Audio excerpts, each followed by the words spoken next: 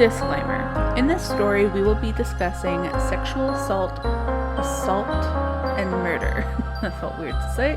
This chapter may be triggering for some listeners. This will be the only warning. Please do not listen if you are sensitive to this topic.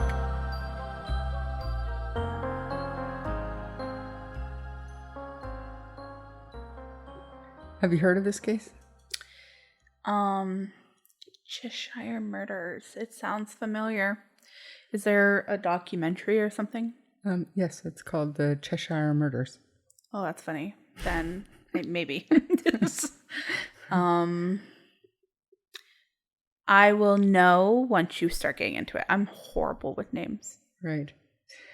You remember? Sorry, talking about documentaries. Do you remember the Jinx or whatever? Yeah, that one. Yeah. I want to do that one soon. Oh man, because like going into the bathroom and like talking and stuff. Like I seen a TikTok and I was like, oh my god, watching that, I was like screaming at the TV. I was like, wow. Oh, that one is hilarious to me because some people have quirks or twitches or whatever, but this guy, when he was like anxious or lying, would burp. He's like, no. Yeah. So embarrassing. Oh my god. And then goes to the bathroom just like a dumbass. Yeah. They can't ever know that I murdered her. No, but like practically. That's it. You're done now. So stupid. Oh my god. Did anything ever happen with that? Well, he actually, the trials just happened early this year, maybe late 2022. Okay, so I'll definitely do a story on that then, because it'll be interesting for me to learn. I don't think he's dead yet, but at the trial, he was looking pretty close to his deathbed. Oh God, like, sad. No, it's not sad. It might be sad. I don't know. I don't know what his verdict was. So I don't know if he's guilty or not. I don't know if he did it. Honestly, I feel terrible for not knowing either, but of course he did it. I know. Of course. That's what that was. If you couldn't hear the sarcasm in my voice, that's my bad. Innocent until proven guilty in a court of law. Yeah. Blah, blah, blah. Unfortunately, I suppose this case is not one of those, or we have to say innocent until proven guilty. Is it unsolved, or do we know? It is not unsolved. It is a done deal. Okay. Prior to July 22nd, 2007, the Petit family was an average American household. William, or Bill, Petit Jr., met his wife Jennifer in medical school. He would become an endocrinologist, and Jennifer became a pediatric nurse.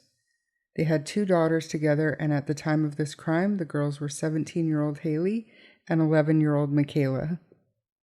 Hayley was born October 15th, 1989. She was a June graduate of Miss Porter's school and was headed to Dartmouth College in the fall.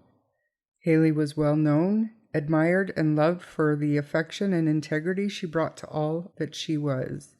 Hayley's leadership extended beyond school to the larger community, in which she raised thousands of dollars, in fact, like $50,000, in support of multiple sclerosis research after her mom, Jennifer, was diagnosed with MS.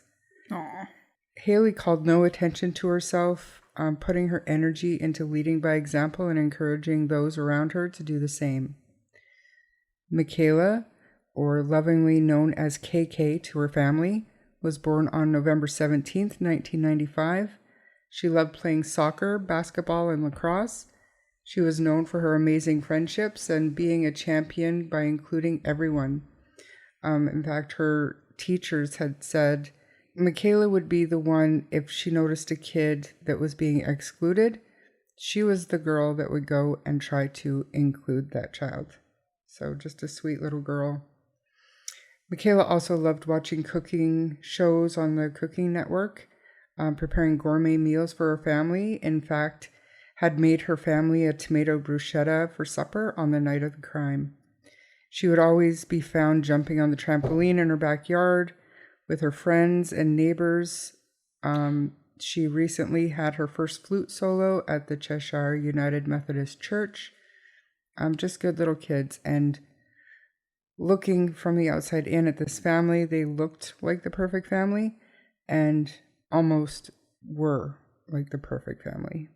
You know what I mean? Like there was no This is like ringing so many bells. There's no history, there's no abuse, there's nothing off about these people. And the documentary with Jennifer's parents and sister, it was just an all-around wholesome, good family. The Petits lived in the affluent suburb of Cheshire, Connecticut, and had been going about their regular weekend routine before they became front-page news. By the morning of Monday, July 23rd, 3 of the Petits were dead and their killers were in custody. Their home had been set ablaze and would later be torn down due to the horrific events that occurred inside. Now, Joshua Komisarjevsky was adopted when he was just 2 weeks old by Jude and Ben. I'm not going to try to say that name again. Komisarjevsky. That's the last time I'm saying it. Good job, dude. Jude said that she and her husband, Ben, had tried to instill Christian values into Joshua by pulling him out of public school and educating him at home.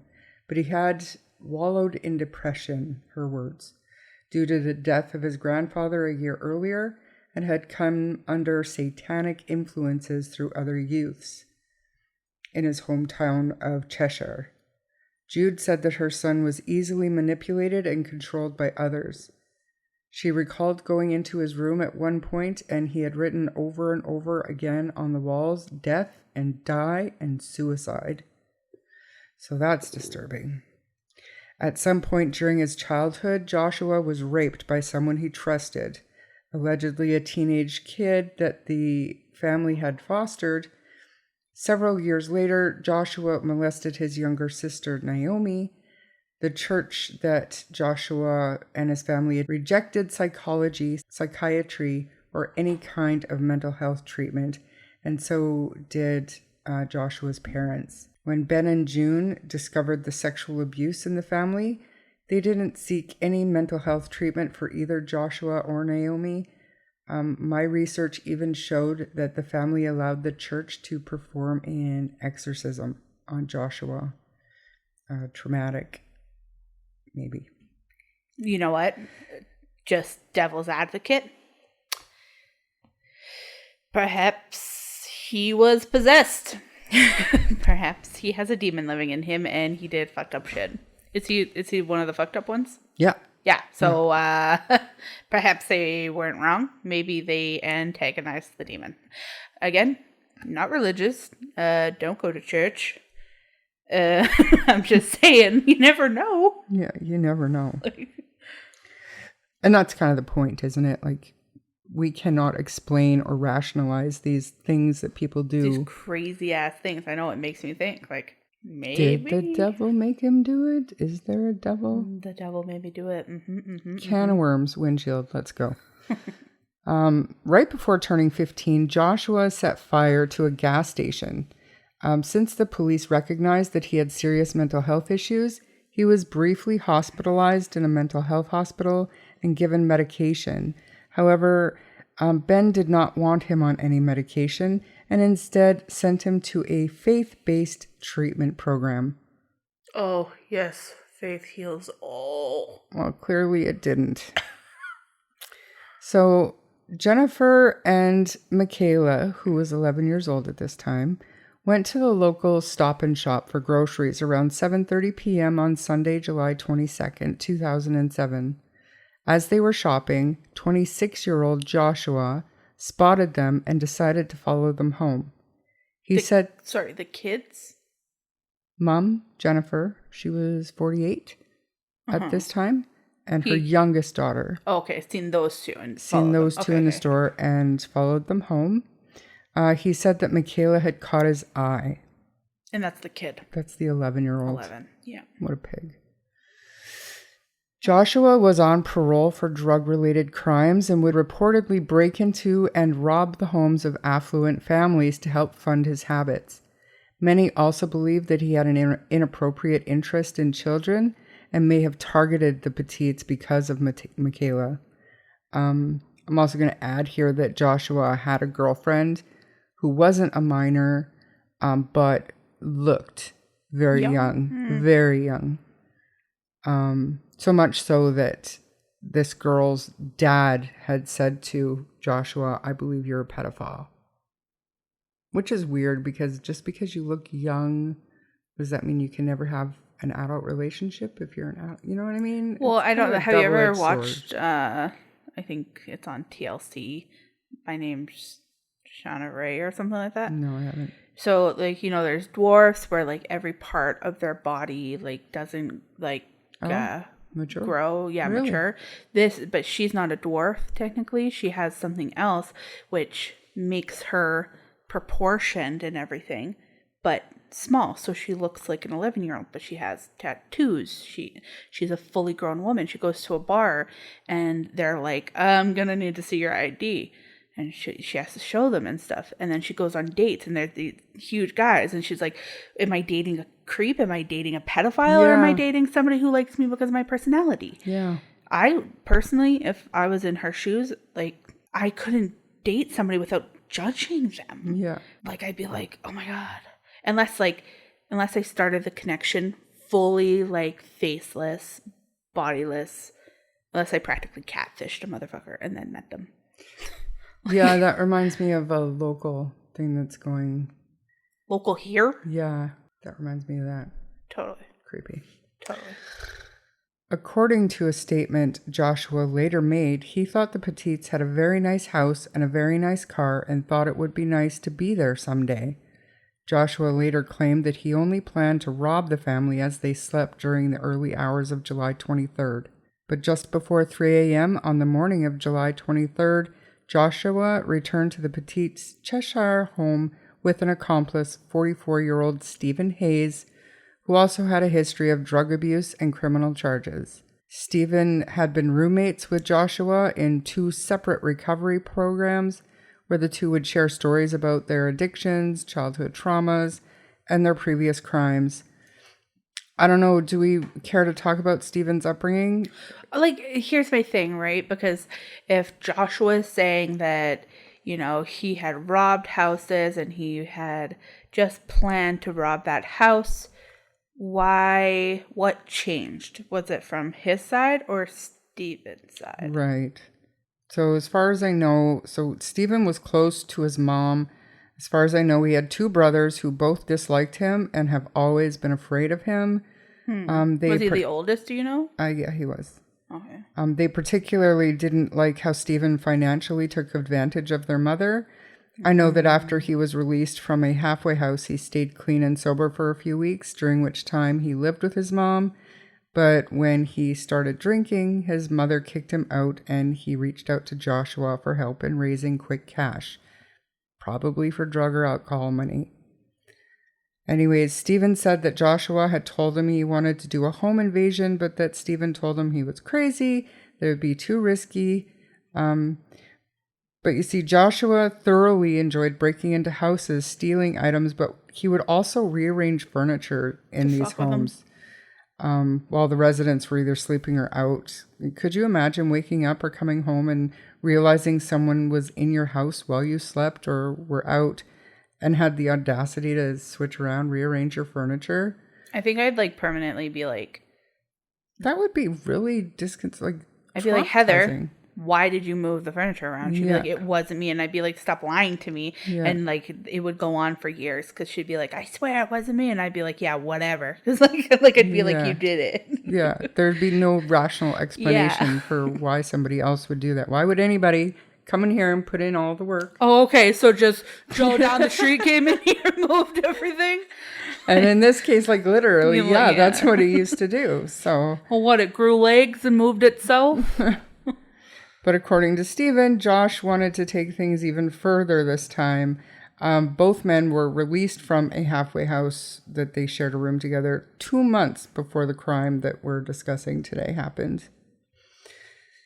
So anyways, back to 3 a.m. Upon arriving at the target house, the 2 men first attacked Bill, who had fallen asleep in the home's sunroom off the back of the house. Joshua grabbed a baseball bat from the front lawn and used it to beat Bill as he slept. Bill survived, didn't he? He did, yeah.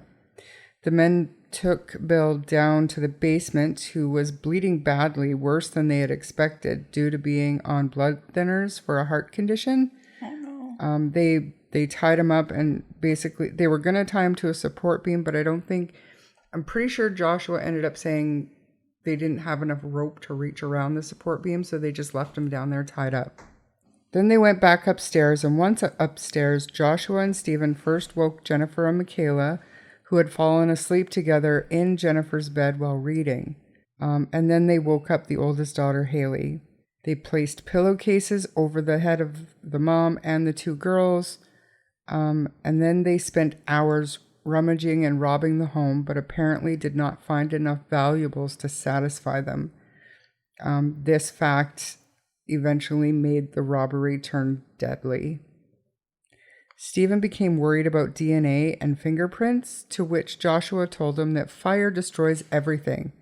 They agreed that Stephen would go purchase some gasoline, and there's surveillance video of Stephen at the gas station in the Petite's SUV, while Joshua stayed behind to continue looking for valuables. And honestly, were they high?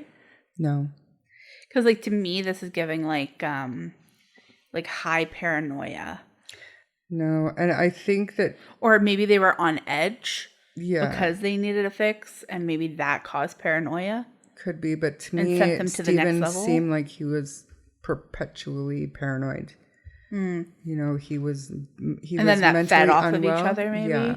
And then that's and what I do think them. Joshua was, in my opinion, I think Joshua was the ringleader. I think I think this was more than just a home invasion gone wrong. I think that he wanted to assault Michaela.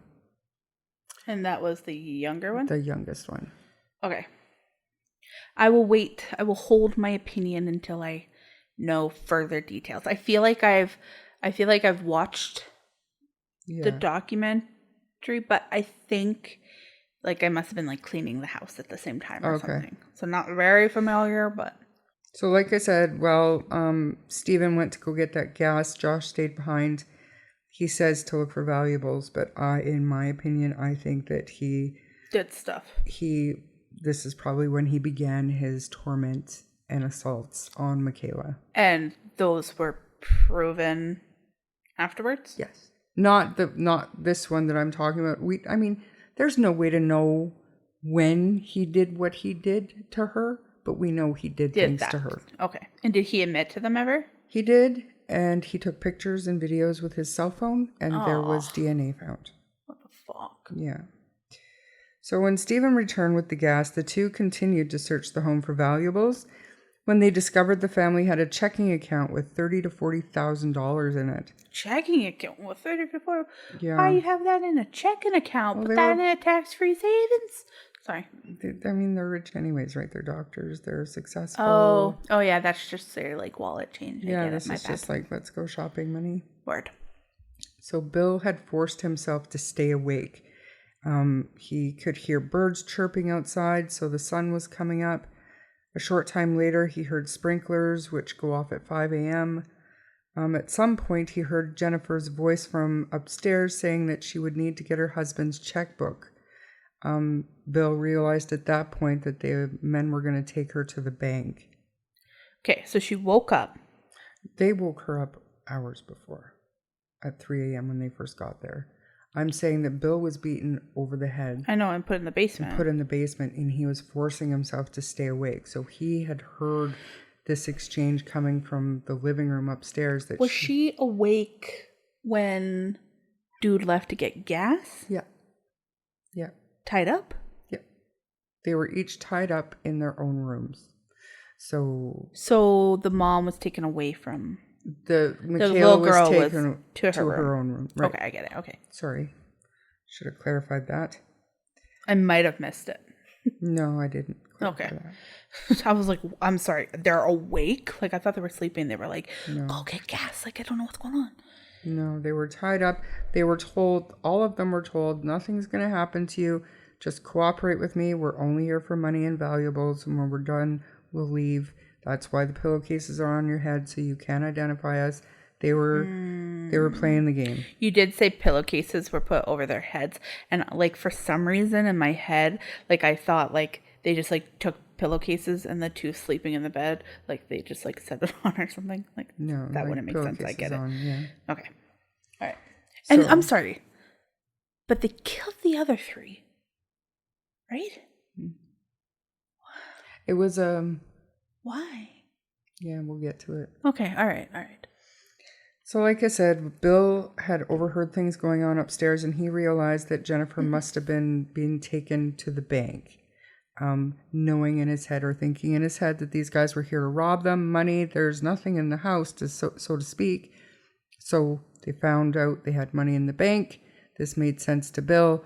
It's almost over. They're going to take her to the bank, and then they're going to leave us alone. So then it went quiet until around 9 a.m. on July 23rd. Stephen took Jennifer to a nearby Bank of America so she could withdraw $15,000. $15,000 because they didn't want to raise any suspicions of her cleaning out the bank account, and they agreed that $15,000 would be worth More it. than enough. Mm-hmm. So Stephen had decided to stay in the car while Jennifer went into the bank. Jennifer shared the information with the bank teller. Like, told them that this is why did he just get hurt? What? I don't know. My family's being held hostage, blah, blah, blah. They're demanding money. So the teller went to the bank manager. The bank manager called 911 and said, "We have a lady who is in our bank right now who says that her husband and children are being held at their house." The manager described Jennifer as being petrified while she withdrew the cash and asked for help. Though others at the bank described her as calm, let's listen to the 911 call. Emergency. My name is Mary Lyons. I'm the banking center manager. We have a lady who is in our bank right now who says that her husband and children are being held at their house. The people are in a car outside the bank. She is getting $15,000 to bring out to them that if the police are told, they will kill the children and the husband. Her name is Jennifer Pettit, P-E-T-I-T. Okay, she's still in the bank? Yes, she is. Okay, she's being held, her husband and family is being held? Yes. At their house? Yes. They're tied up.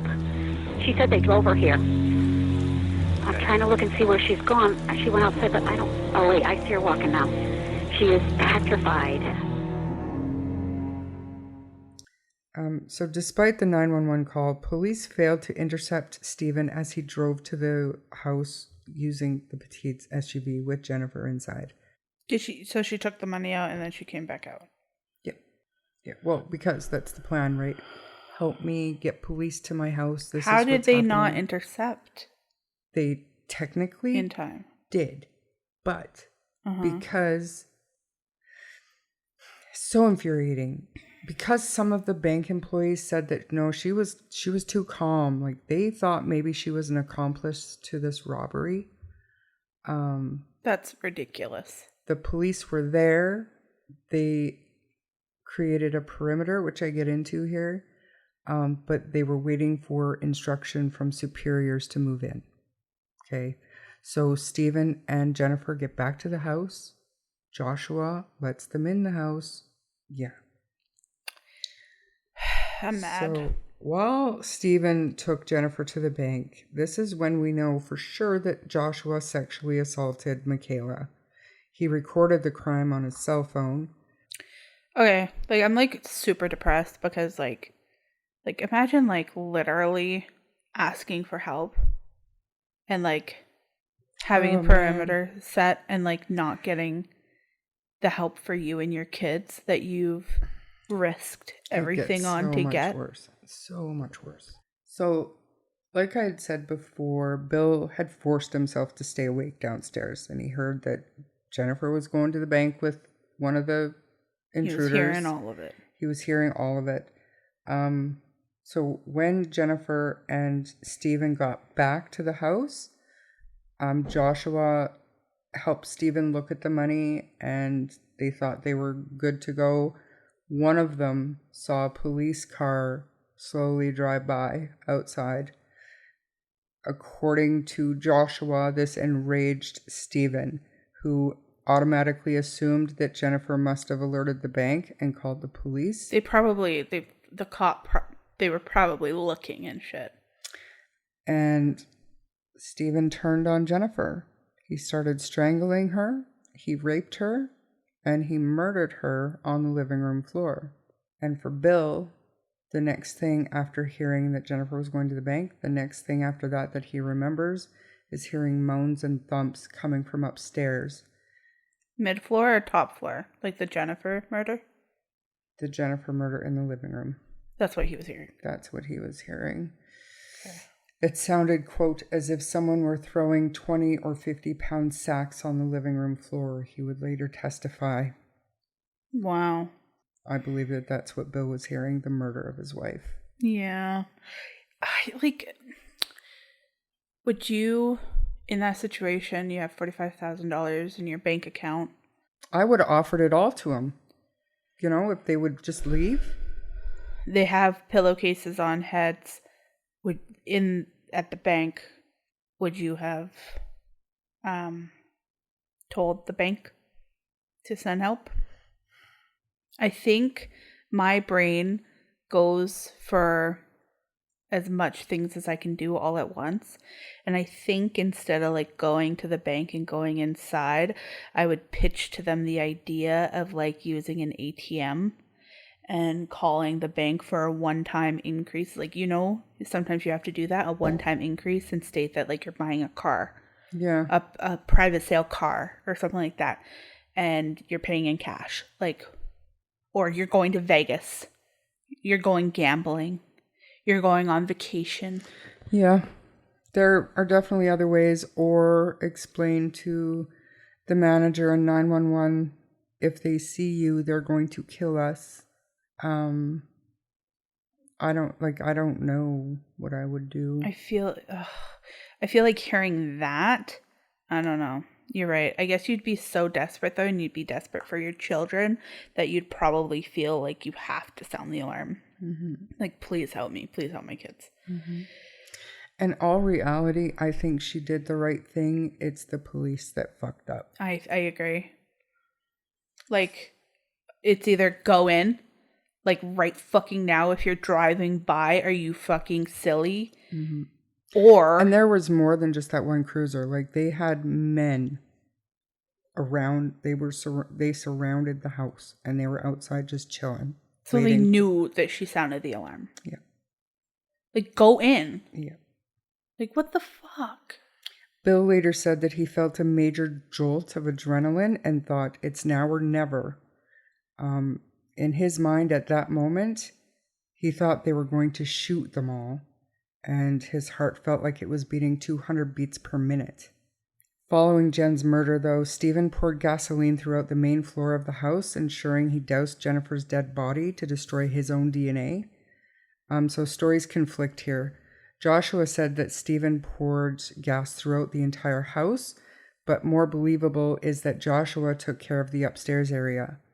He also poured gasoline on Michaela and Hayley, who were both still alive and tied to their beds with pillowcases over their heads still. With the house and their victims soaked with gasoline, one of the men lit a match and set the home on fire. Later in an interview, Stephen said that he didn't know that the two girls were alive upstairs and that Joshua lit 3 matches around the house and set it ablaze. Bill, who was still bound with rope, made his way to a neighbor's house to get help. He did this by literally hopping, falling, and crawling his way up the stairs to the outside and across the side yard of his own property. He had no idea what was happening inside his home. He was bloody and in pain from being beaten over the head with that baseball bat, and all he could think was getting help for his girls. But unbeknown to Bill, the police had already surrounded the house covertly and were waiting for their superiors to give permission to move in.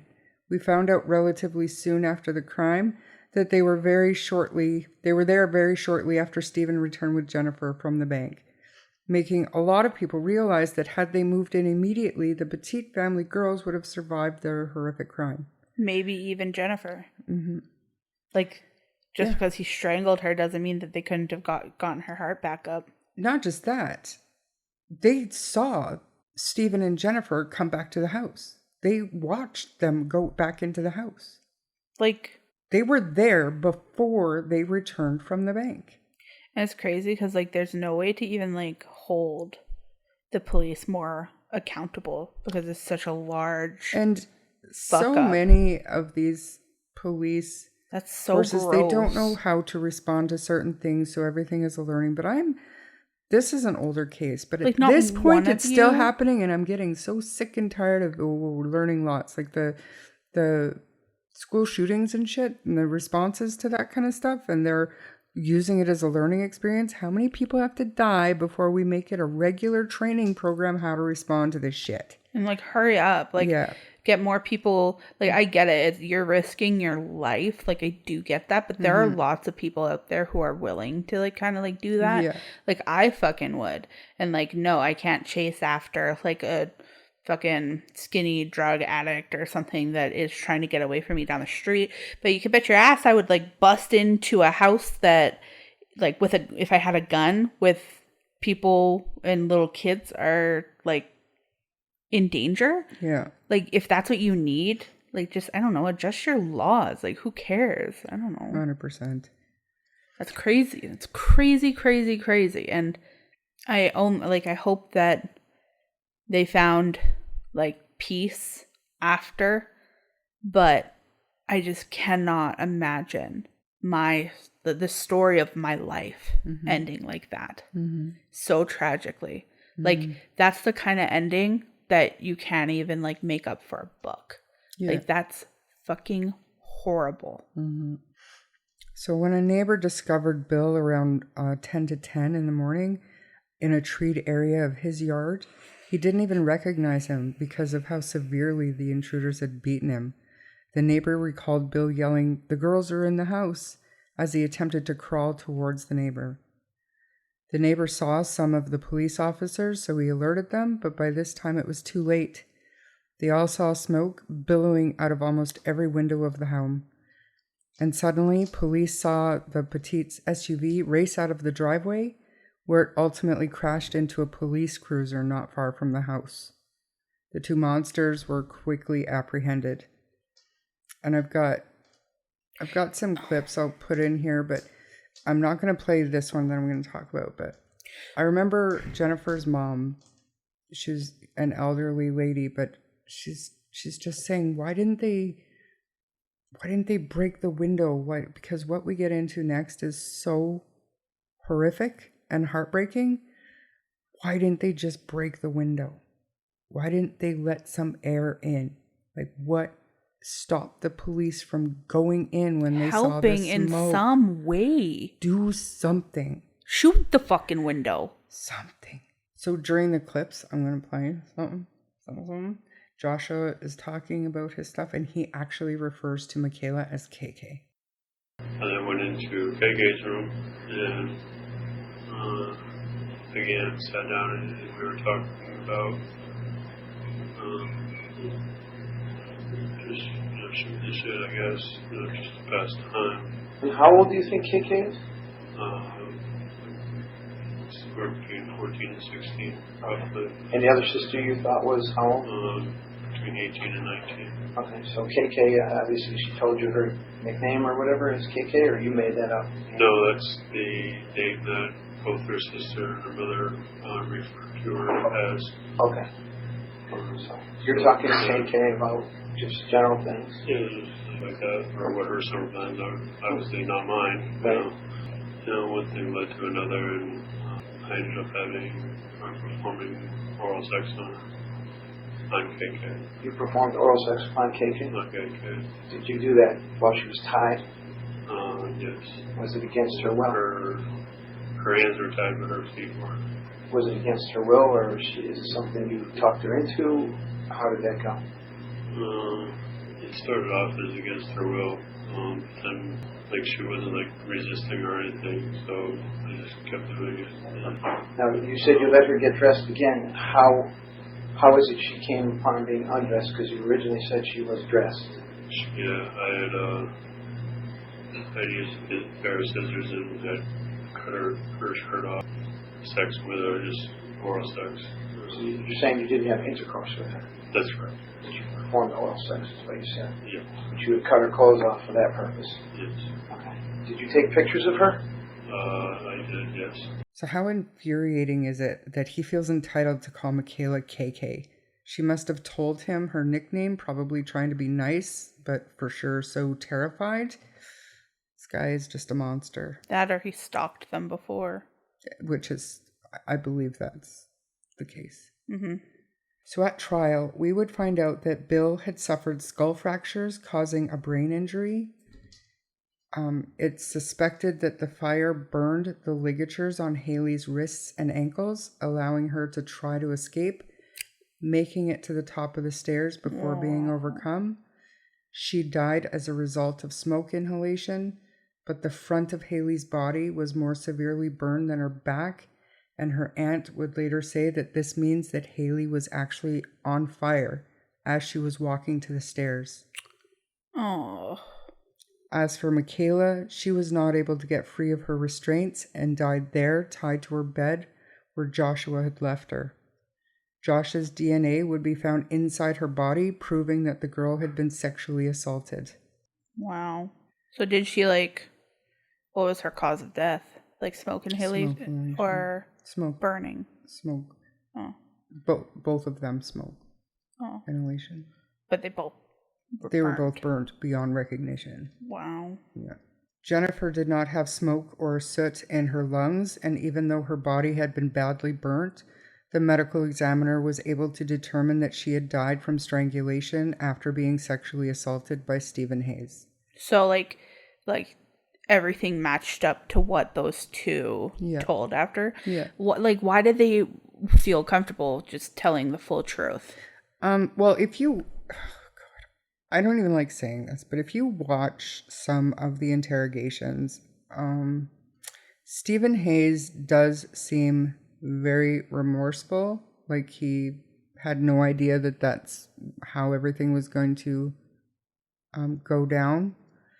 Why he ended up raping Jennifer, I don't know. According to him, he said that Joshua forced him to do it to even things up because of what Joshua had done to Michaela. I don't believe that. You can't force somebody to rape somebody else. No. You just...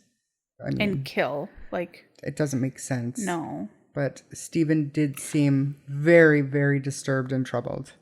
That is so disturbing.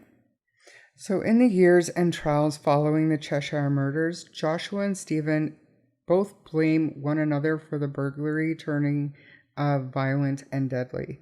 As their trials unfolded, authorities determined that Stephen most likely murdered Jennifer, but it remained unclear which of the men lit the match that ultimately set the house on fire that ended up killing Hayley and Michaela. At that point, who cares who fucking dropped the match? That's right. You're both pieces of shit. You both raped that little girl. You both raped that woman. You both killed those three people. It doesn't matter who held the bat and hit Bill. You both fucking did it because, they did that together. They were fully involved throughout the whole thing. Members of the jury were also offered counseling due to the case's disturbing nature. Thank fuck, yeah. So they were, I should have said this before, but they were both charged with 17 counts, including sexual assault, murder, kidnapping, and arson. In October 2010, Stephen was convicted of 16 counts and received a death penalty sentence. And in October 2011, Joshua was convicted of all 17 counts and sentenced to death. So they're both sentenced to death? Yes. Why are you saying it like that? Are they dead? No. Are they going to die?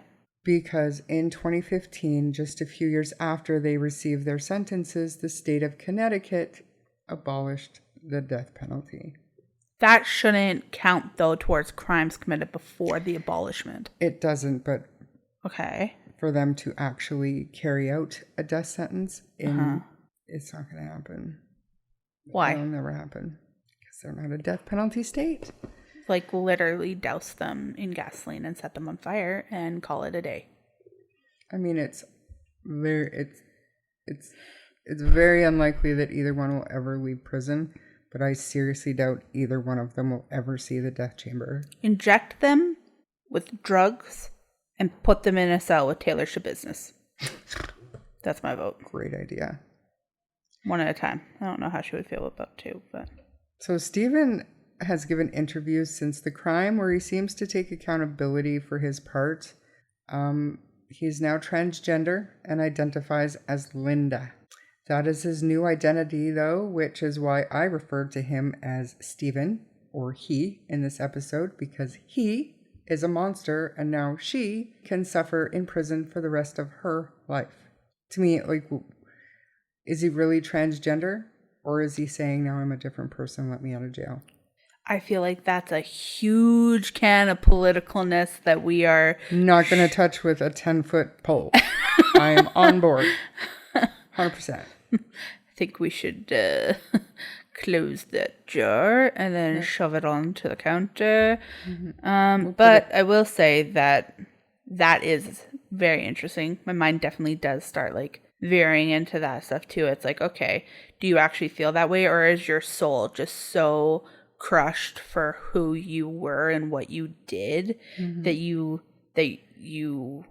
just want to identify as something else because now you know it's a little bit louder now you're a little bit more aware of that possibility. You don't have to be that piece of shit. Maybe he literally is just making a new persona.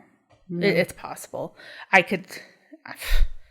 could see it because, like, how the fuck do you deal with that, you know? Yeah. Or, like, some people have multiple personality disorder. Yeah. Like, To deal with trauma. Yeah, exactly. Yeah. It comes after something such as that, where like they cannot handle what they did. That's right. And maybe that's what happened. There's so many different scenarios there. And as for Joshua, he continues with his appeals, but each time they get denied. He's just that kind of punk. He never takes responsibility and will continue to try to get his sentence overturned based on nothing worth mentioning. Really, I'm not going to even mention anything that he says. It doesn't matter. He can rot. I hope that he has a really, really large boyfriend. That's all I gotta say. For sure. Seriously. That's disturbing. That's not nice. That's not cool. Me no likey that one. Yeah. So rest in peace to Jennifer and Hayley and Michaela. And I'm so sorry that happened to you. And I hope that you are like totally in peace. And if you're not, and you decided to like stay on Earth, or like if that's like even like what happens after, I hope that you're happy where you are, because it's so sad. The dad, Bill, so he's doing okay. He's obviously not the same person that he was. Oh no, I would literally, oh my God. Like he started a foundation though. There's actually a really beautiful website, the Petite Family Foundation. Talks about the girls, and people that knew them leave comments and stuff about the girls. It's really nice. And they raise money for certain charities and stuff, obviously. And yeah. So. I just seriously, I cannot imagine being a part of that family and being there, because I'm struggling with it as somebody in a different country. Yeah. Like years later. Yeah. Anyway, it's crazy. But thank you to everybody who stayed and listened. What a hard one. If you enjoyed this episode, please subscribe to the podcast and share with your friends. If you don't mind giving us a 5-star rating, it will help our show grow. You can also find us on Facebook, TikTok, and Instagram at True Crime Story Podcast, where the discussion can continue. If you wish to contact us, you may do so via email at truecrimestorypod@gmail.com. Also, remember to send in your podcast episodes, case suggestions, or requests. Thank you so much for listening and supporting the show.